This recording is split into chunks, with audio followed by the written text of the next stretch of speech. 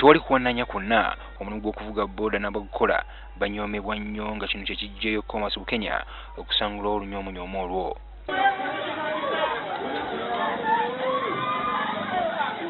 Bukenya wamu n'abawagizi be basimbudde ku stage eyitibwa Nalongo ey'Emuyenga kwakakalabiza egigye wakati mu nduulu ey'olulekereke okuva mu batuuze.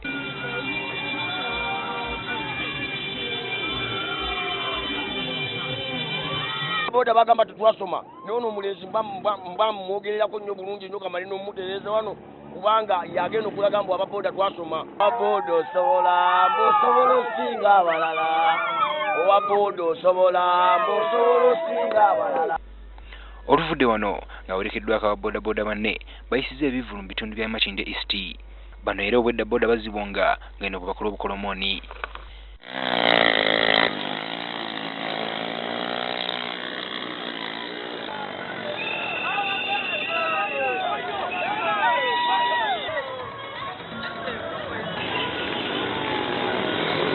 Era kino bakikoledde ddala okutuusa erugogo Bukenya yeewandiisirisizza.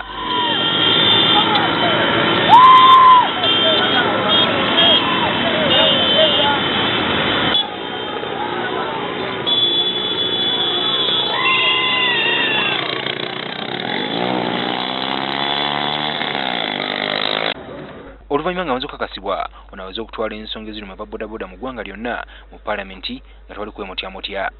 Ngowa bodaboda wotunula industry eya bodaboda industry ya bodaboda buli muntu ali mu ggwanga agivuruga wotunulira buli muntu alaba ababodaboda ng'ekitagasa ye busungu bwe nafuna era nali ntudde ku stage yange nga nkutemye wenti omutwe ne ŋŋamba naye nnyinza kukolawo ki okulaga ekifaananyi ekituufu eri eggwanga nti ne bodaboda mulimu ne bodaboda avuga bodaboda bantu si bafeeriya. Era onaweza okumega banne abali mu lwokaano luno. Kakasa singa mbeera nfunye ebitundu 95 kuba bodaboda ne bampagira oba 10 ku 10 ne bampagira buli wa bodaboda n'ampagira ne mukazi we n'ampagira ne kitaawe ne nazaala we n'ampagira bana basigadde mbangenda bakuba akalulu. Makindye East ye mu constituency esuubira okubamu okuvuganya okw'amaanyi nga muno mulimu Dr. Ian Clark ne Mike Mabikke wamu ne John Simbwa.